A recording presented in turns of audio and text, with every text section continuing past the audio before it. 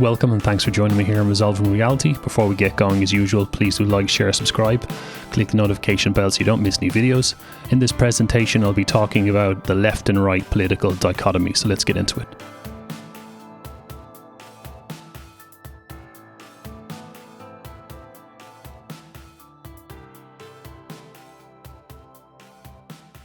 Despite everything that's going on, a lot of people, they could be just people on social media, or they could be content creators, or even people involved in politics who don't really want to call themselves nationalist or don't want to politically align, even though it's obvious that the best way to oppose globalism is to have what we can call national sovereignty, or another way to call that is nationalism, the idea of a country and the people deciding what course their country takes, whether or not they have control of their borders, and whether or not their culture should be preserved, etc., etc. So nationalism is the best term we have for all that.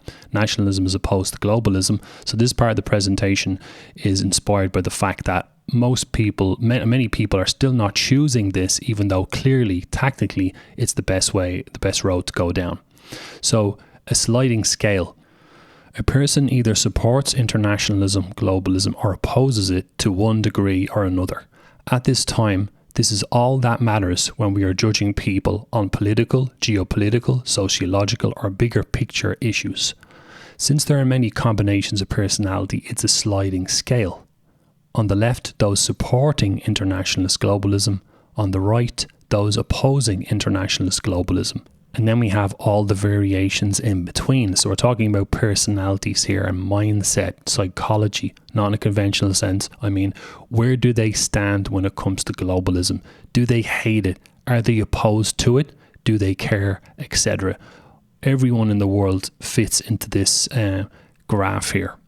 And at the bottom, just again as a reminder, globalism, quote unquote, what that really is internationalist, totalitarian, revolutionary Marxism, the whole world domination thing, the whole world government thing. It's all pretty much the same thing, which is internationalist, totalitarian, revolutionary Marxism. So here's a simple graph I made. And now, of course, when we're talking about political ideologies and the political dichotomy, you could literally spend your whole life discussing this stuff, and often no two people have the same opinions, and that's part of the problem. People over-intellectualizing things, or having the wrong attitude, or being lazy, or whatever it is, and getting confused with all these terms. So here's a simple table I just made up to explain what I'm talking about here. So you have got three columns: the left, the right, and you've got neutrals, brackets useless, in the middle, people who aren't contributing really at all to the struggle that we are in. So I'll start with the left-hand side. So on the top left, Marxist cult members, right? So that means anyone supporting revolutionary Marxism in any shape or form, whether it's feminism, whether it's climate change movement, whether it's veganism, socialism, anti-racism, anti-fascism, etc., etc. The other terms, globalists, progressives, liberals, actually globalists and progressives, they're just different terms for the same thing. It's all Marxism. It's all pretty much the same thing. And again, that's part of the problem. How can we solve a problem if people don't know what to call it and they keep changing the damn names? So globalists and progressives, sometimes people use the term globalists when they're talking about, people like your George Soros types, or your Klaus Schwab or whatever, or Ursula von der Leyen or whatever, people who are the figureheads and public figures who are both rich and powerful economically, and they support this open borders world, right? But there's all essentially the same ideology. Liberals, so liberals, I put that there, that's actually a misnomer, and I talk about this all the time. Stop calling this liberalism or neoliberalism. It isn't, right? It's not liberalism, it's international. We're in the mess we're in because of international revolutionary Marxism, right? Liberalism, to quickly go over it, traditional liberalism, yes, people can argue it's changed, but liberalism doesn't explain why we're dealing with a pandemic of crazy revolutionary activism. It doesn't explain the control of, the hate speech control. It doesn't explain the NGO complex. It doesn't explain a whole bunch of things. So it's not liberalism, and unfortunately a lot of people haven't caught on to that. It's Marxism. The next one down, nihilists, anarchists, people who just don't really believe in anything. They're happy to see destruction. And those personality types, well, anarchy is from the I think it's the Latin or the Greek anarchon, without rulers, right? Which sounds like a nice idea, a world without rulers, but in practice, someone has to run the show. And so anarchists are part of the problem here as well. They help to break down civilization because they think it's a good idea. And the next category, psychopaths, sociopaths, degenerates, they're obviously linked to nihilists and anarchists. And by the way, people can be in several categories. One person can be everything on that left-hand side there, so you have to keep our minds open here. Degenerates, people with no sense of what's the correct way to behave socially and so on, right? So it could be degenerate sexual behavior and social behavior and so on. And the bottom left, and low consciousness or conscience. So I'll explain that. So this kind of drifts into what you might call spirituality, but it'll make total sense, and people use their own labels for this. It really means genuine intelligence, right? So this whole big mess we're in the world right now has shown there's a difference between people who are switched on, who understand what's happening and who know the difference between right and wrong, and those who don't. And that's what this big struggle is over. It's not the poor against the rich. It's not white against black or straight against gay or man against woman. It's about who's got a high level of consciousness and who's got a low level of consciousness. Now, people on the left, anyone who supports internationalist globalism and all its destruction is someone of a low level of consciousness. They've got a low level of awareness, and therefore they have a low level of conscience. They don't understand the difference between right and wrong. And before I continue as well, people might be confused by this table because they might say, well, I'm centre right, socially, or I'm more towards the right socially, but economically I'm liberal and I believe in, less government interference, and it starts getting very confusing. But I'm talking about how people stand in terms of all this crazy globalist open borders bullshit. That's really what this graph is all about, and that's all that matters, right? Economic considerations come second to all of this stuff, because if you participate in globalism, you won't have an economy sooner or later, and that's what that's what Ireland and other countries are starting to find out. Right. So anyway, on the right-hand side, I'll go over that quickly. So the right, quote unquote, people who call themselves nationalists fit into that category. They believe in the idea of a country being sovereign, making its own decisions, having a healthy amount of separation from the internationalist globalist system. That's essentially what nationalism is. That makes the good thing. The next one, they're anti-globalist. That's just another term I threw in there. It means the same thing essentially. So then you've got traditionalists, some conservatives and so on. So people who want to keep things pretty much the same way or how they've been traditionally. I say some conservatives because some people who are conservative, they might call themselves conservative, but they don't particularly understand what's happening and what they should or shouldn't oppose. So that's why I put that in there. Genuine patriots, more of the same thing. Libertarians, some. So that's because libertarians technically is the idea of having minimal government interference. For example, a lot of patriots in America would call themselves libertarians. Now, the reason why I put it a little bit lower down the charts is because, not that they're really put in any particular order generally, but I put libertarian further down because I, in my opinion, understanding Marxism quite well, being a libertarian is not going to be enough to stop Marxism, right? Just being willing to defend rights of your community and as yourself as an individual or even your own country on a certain level is not enough to deal with Marxism, which is why I don't put as much emphasis on that. On the bottom right then, high consciousness or conscience. So back to what I was talking about earlier, a person who understands how things work, who's got a genuine higher level of intelligence, tends to also have a highly developed conscience, and they know the difference between right and wrong. That's why many people in the world, you can call them patriots, you can call them nationalists, you can call them whatever you want. These people essentially are more intelligent than the Marxist cult members on the left, and they have a conscience. So for example, people who aren't brainwashed, who might call themselves nationalists or patriots, oppose mass immigration because it's a stupid idea and it causes nothing but destruction. And they know that, ethically speaking, it's wrong and it shouldn't be. Whereas those on the left, because they're brainwashed in such a way that they have a lower level of consciousness, lower level of conscience, and that's where the conflict comes from. One group has a sense of ethics and the other one doesn't, because they don't. Their sense of ethics has been amputated from their brains thanks to Marxist brainwashing. Now, what I really want to talk about is the middle category, because this is something I deal with all the time. And there's plenty of people who go into this category. What they're doing is they're not picking a side politically. They're not engaging politically for XYZ reasons, and we're going to list those right now. These people are extremely problematic, and I think it's ludicrous at this point in time, the 21st century, considering what's happening, that people are willing to sit in that middle group and oftentimes feel that they're intelligent or they've got a high level of consciousness when they're actually useless. They're not contributing anything at all. So start at the very top, apathetic and lazy. So that's pretty straightforward. People who just don't seem to care what's going on, or they're lazy, they're not willing to take any sort of an action.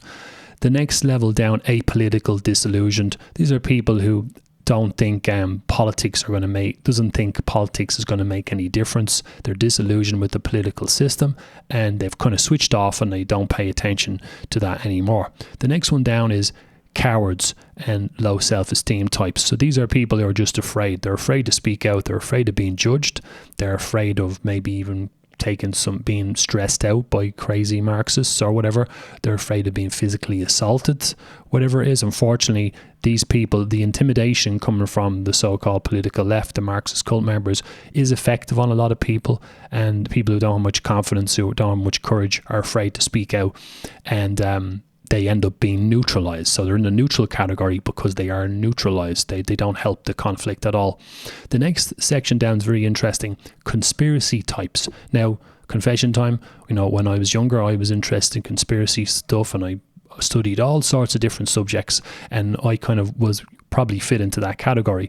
So conspiracy types often think that the left and right are controlled by the elites, quote unquote, or secret societies. So interestingly, the concept of the elites are like an internationalist bourgeoisie, right, which again comes from Marxism. So the idea that there's a few people in charge running the whole show, and that it doesn't matter whether you pick left or right politically, it's not going to make any difference. So these conspiracy types. Another example is people, actually got one in mind who I won't mention by name, an Irish analyst who still talks about the Freemasons and stuff like that. This is incredibly problematic, and I've got a tremendous amount of knowledge on secret societies because I studied into that for years, so I will go toe-to-toe with anyone on that subject, but yet I'm not talking about it today. Why not? Because it doesn't help. That's why. A lot of people don't want to hear about that stuff, so they're not going to listen to you, but also it's not as high on the priority list as Marxism. So, secret societies, I'm talking about, the Scottish Rite Freemasonry, the York Rite Freemasonry, the Illuminati, the Ordo Templi Orientis, the Church of Satan, the Knights of Malta. You go on all day about that subject, and it doesn't produce results. And those conspiracy types are a big problem because they think they're being higher intelligence and higher knowledge, but they're not actually helping at all, and they're just wasting time and energy talking about that stuff. The next category down are quite related, and again, people can fit into many categories at once, right? On the left, on the right, or in the middle, but the key point to mention is that people who on the left who identify with Marxism and are committed to that, it's pretty straightforward what they are. They're part of the problem, whereas people on the right who identify as being nationalists or patriots are part of the solution. So that much you can kind of count on, but besides that, people can fit into several categories at once. So spiritual, awakened, new age types, again, an area I've got personal experience with myself. People who are interested in stuff like, meditation, the chakras, all that type of stuff that kind of detaches you from reality, right? Where you're kind of thinking there might be an afterlife, or there's other levels of existence, and it kind of takes you out of the present and makes you think, well, there's no point getting involved in issues and what's happening in the world because it's all just transient. I don't mean sexually. I mean transient as in it's going to come and go, and it's no big deal, and we shouldn't engage with it. So there's plenty of people in the world in that category, and really a lot of them are just hedonists. They're people who they again like I was saying before, I'll go toe to toe with anyone on these subjects and I have plenty of experience in them, but a lot of them in my experience are people who are just hedonists. They're involved in spirituality because they want to find new ways to feel good,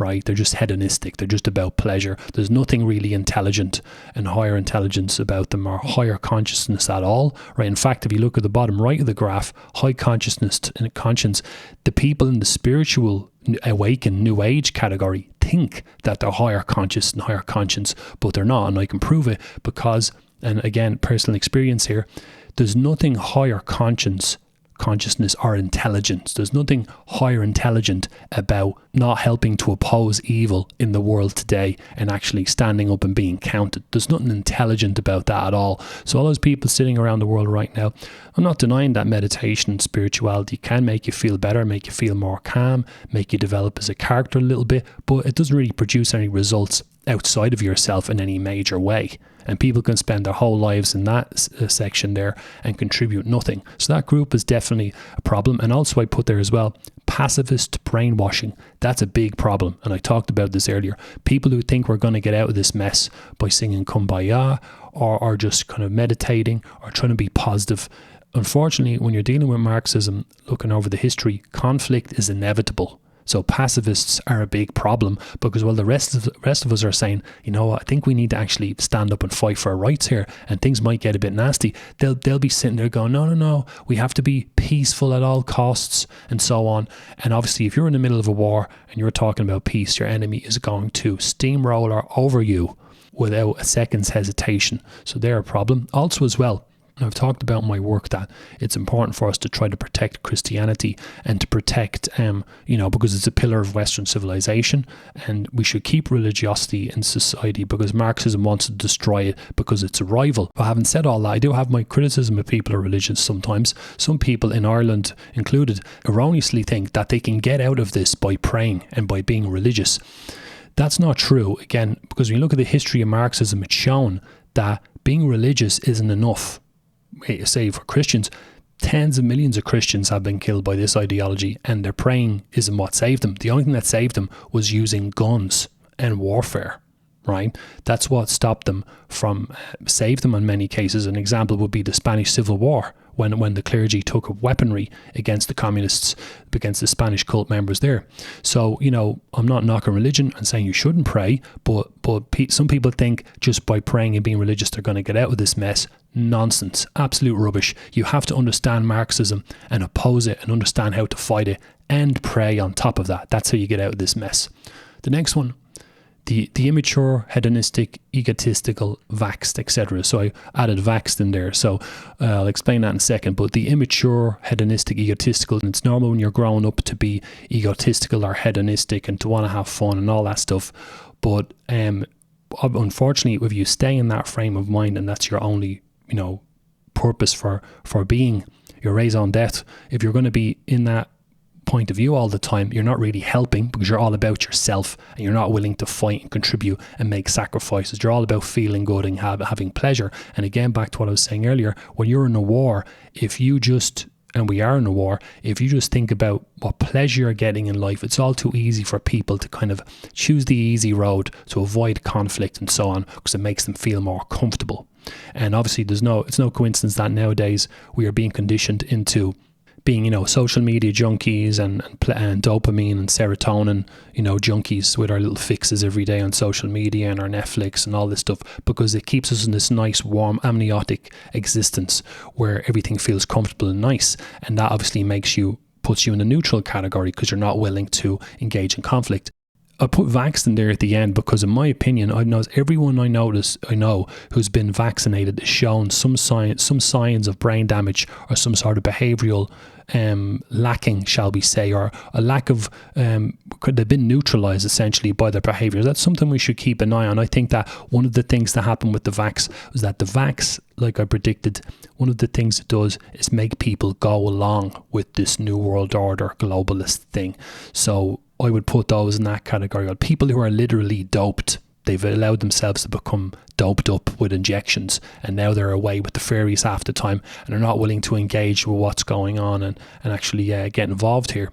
The next one down is very important. Over intellectual types. I see this all the time, especially when you look at the political dichotomy of left and right, this can be a long, protracted conversation with people, and they start talking about, well, you know, like, who is left and who is right, and this group was right in some ways, but left in the other ways, and they start analysing all this over and over, and they feel that it's quite intelligent. But the bottom line is, are they reaching the conclusion that nationalism is the only way to go and the way to get out of this mess? If they're not reaching that conclusion, they're not very intelligent.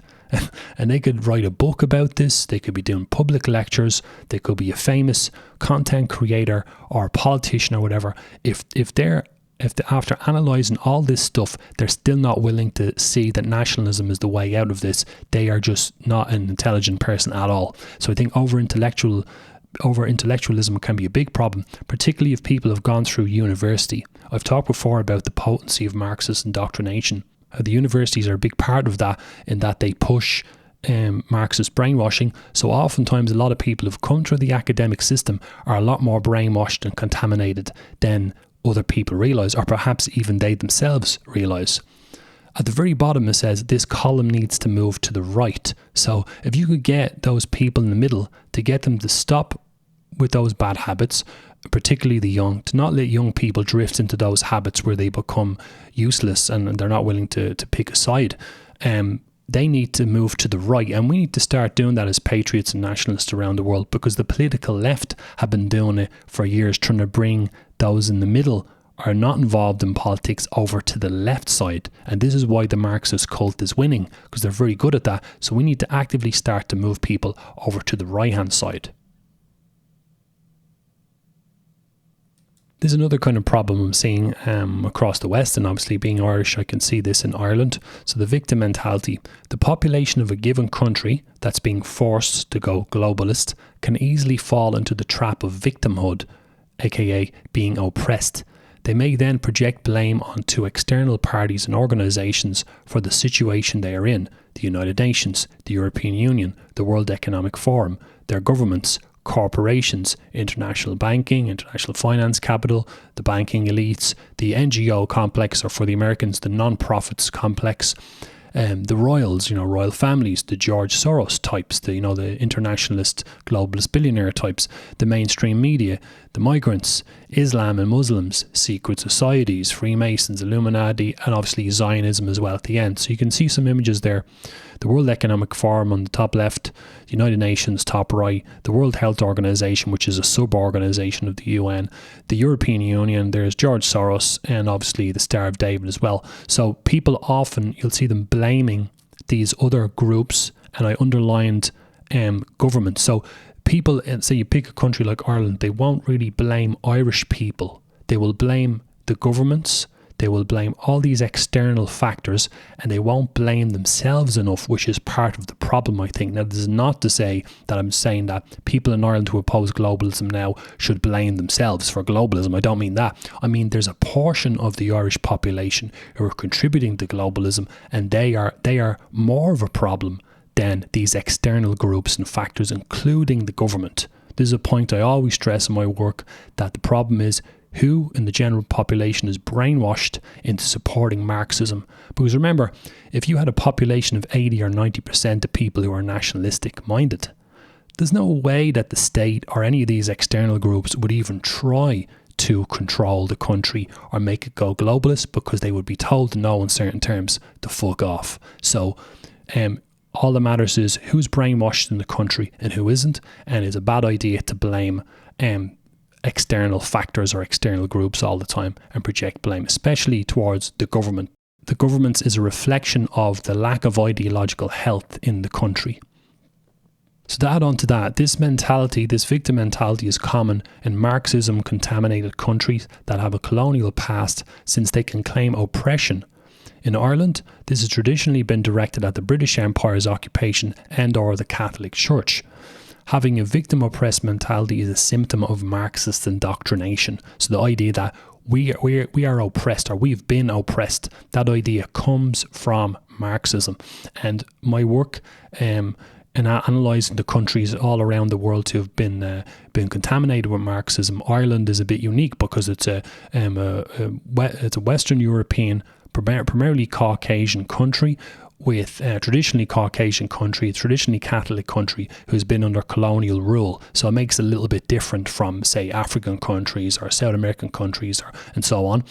And this victim mentality has been a big part of Irish culture going back. It's actually part of the Irish psyche now.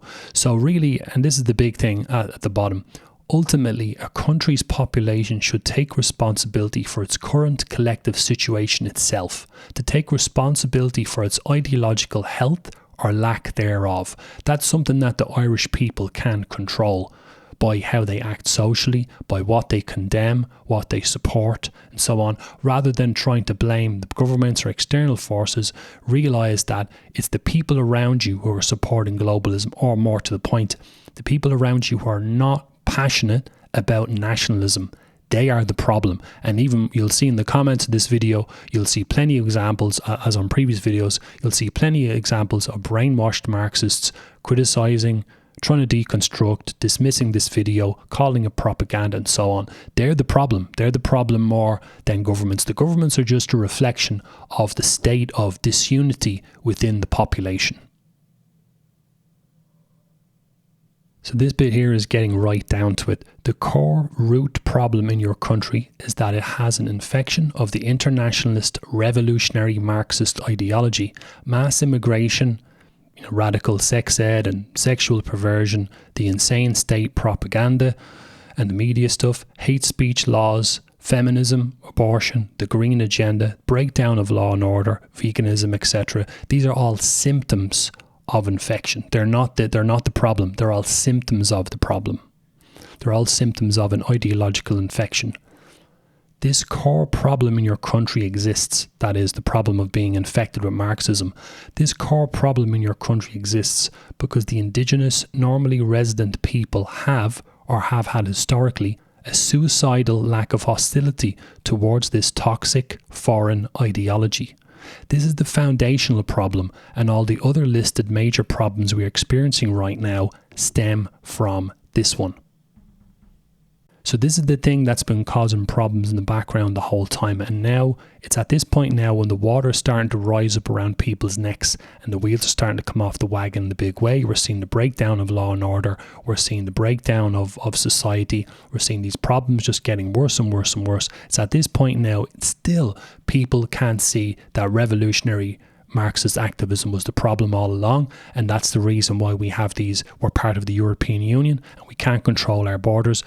And why, when you try to speak out against this stuff, you're being suppressed and stifled every step of the way. It's Marxism is the cause here. Since anti-sovereignty, pro-globalist internationalist Marxism and anti-globalist pro-sovereignty nationalism are opposed, a population needs to choose the latter en masse to break free from victimhood and the globalist system. This would be my highest recommendation here, is that, again, we need to get as many people to push towards nationalism as possible to then overwhelm the other side with weight of numbers. And back to the graph earlier, we need to get all the people not engaged in the middle and push them over to the right to start choosing nationalism, not being afraid to call racist and fascist and so on, and to start moving towards nationalism. That's going to be the way to get out of this mess. So a few years ago, I was thinking about this concept, and I didn't find this quote till recently, but it lends weight to my thoughts here. So I'm not the only one thinking this way. So Marxism is HIV for countries, and this is a great quote from the chess legend and political activist Garry Kasparov from Winter is Coming 2015. Quote, communism is like an autoimmune disorder. It doesn't do the killing itself, but it weakens the system so much that the victim is left helpless and unable to fight off anything else. So Marxism does to nations what the HIV virus does to the human body. It's not the actual virus that kills a person. However, it may neutralize the immune system, rendering it ineffective. a HIV person may be diagnosed with acquired immunodeficiency syndrome or AIDS. A person can then die of multiple causes that would, under normal circumstances, be dealt with by the immune system. Essentially, an ineffective immune system leads to a weakened, vulnerable organism. If a country is an organism, then its immune system is its sense of uniqueness, traditions, patriotism, religiosity, culture, etc. As we've seen, the cult ideology erodes and eventually neutralizes these elements. Once this immune system is removed from the equation, the organism nation is then wide open to attack. Not only does Marxism break down the wall that protects the nation, it invites in dangerous pathogens, the various Marxian sub-agendas, feminism, mass immigration, LGBTQ, trans, economy-destroying climate change activism, etc., and their effects. Its obsession with destroying nations is evident in its own stances on these issues. It fanatically supports these sub-agendas regardless of their nation-destroying effects. So the Marxist ideology, that is, we can see its attitude towards nations and so on by the things that it supports. The Marxist cult ideology, in a sense, is a diseased wrecking ball for a nation's perimeter wall. And I mean that both symbolically and literally if we include a country's international border. So it literally breaks down the border, symbolic border wall around the country and allows it to be destroyed. I'm going to do a separate presentation on the European Union soon, but this is a big one really when you're thinking, okay, of all the crazy revolutionary activism and different Marxist sub-agendas in the world right now, which is the one causing the most damage? And most people in the West could agree that mass immigration is the big issue. If you want to destroy a country and you want to break down civilization, moving, massive amounts of people into a country is definitely going to do it. So you're looking at a country like Ireland. What's the big problem here? Why is it that you have all these people who are against it, and there's a certain portion of the population who don't have a problem with mass immigration, who are brainwashed, but anyone else is opposed to it? Why is it that the government is being so stubborn and refusing to relent and wants to keep pushing this regardless and coming up with new schemes and trying to get away with this no matter what? When a country like Ireland, it's a member of the European Union, so from a legal, technical, governmental point of view, it doesn't have the ability to stop bringing in migrants because it's part of the European Union. So the European Union is a big, big problem. So Ireland must leave the European Union ASAP. We can have control of our nation, including control of our borders, or EU membership, but not both. Economic considerations are secondary to national collapse and the breakdown of civilization. Globalist mass immigration inevitably leads to economic ruin through demographic overloading anyway. So your economy is going to be destroyed anyway if you go down this road. So people who are saying we can't leave the European Union for economic reasons, this is nonsense. We would find ways to survive it, but there's no way the country's going to survive staying in the EU and bringing in all these migrants. The pre-European Union pan-European movements had multicultural intentions. So again, I'll do this in a separate presentation talking about Mr. Kalergi, the Kalergi Plan and the Pan-Europa movement and Praktischer Idealismus and his books and so on in a separate presentation. To put this directly to people who haven't caught on to this yet, the European Union was created to do what it's doing now, which is to try to create this Marxist open borders shithole. That's what it was created. Kalergi was a Marxist cult member himself. You can tell that by his writings. The European Union was created for that reason, and it's doing exactly what it was supposed to do. None of this is a crisis. This was the way the European Union was designed. It's not a conspiracy. It's just ideology. They just don't believe in the idea of countries having borders. They believe in a multi-ethnic, monocultural, multicultural entity rather than all these separate countries. So leaving the EU must be the top priority of nationalist parties across the continent. And you will have a chorus of Marxist cult members in Ireland and elsewhere will use all the scare tactics and all the talk they can to say, we shouldn't leave the EU, to try to take the sting out of this movement. And they'll talk about Brexit as well and what happened there. By the way, just on Brexit as well, we can see that, before Brexit and after Brexit, there was always going to be the Marxist cult members in the UK who wanted Britain to stay, and it will do all they can to make that process painful. So my point is, leaving the European Union would not be as painful as we're led to believe. The only reason it's painful is because you have a bunch of Marxist cult member traitors in your country who are going to do all they can to derail the process, to punish you economically, to make you think it was a bad idea, and to set an example that no one else should leave the EU. So that's what's kind of went on there. So that's the end of this presentation. Thanks very much for watching all the way to the end. Please do like, share, subscribe. Make sure you hit that notification bell so you don't miss any videos. Follow me on Twitter @resolvingor. And as well, the email address for the show is contact@protonmail.com if you want to send any suggestions or guests. So thank you very much, and I will see you in the next one.